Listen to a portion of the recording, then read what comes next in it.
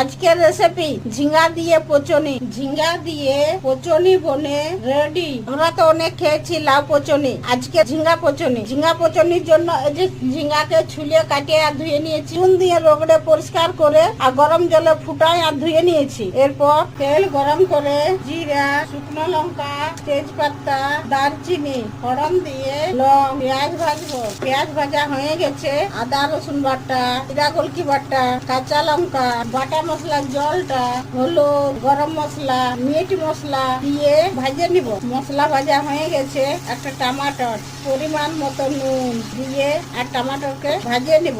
টমাটর ভাজা হয়ে গেছে পরে এই যে চর্বি, একটা ফসফরাস এগুলো দিয়ে এই যে পচনটা দিয়ে ভাজবো।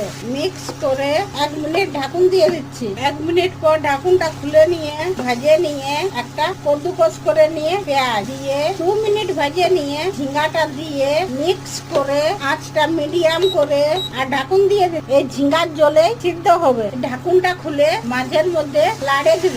খুলে খুলে ভাজে নিয়ে ঝিঙ্গার জলটা শুকাই নিয়ে একটু গোটা গরম মশলা বাটা আর ধনিয়া পাতা দিয়ে আর মিক্স করে আঁচটা বন্ধ করে দিয়ে নাভাই আর বাটে নিব। ঝিঙ্গা দিয়ে পচনি বনে রেডি। ভাতের সঙ্গে খেতে খুব ভালো হয়েছে।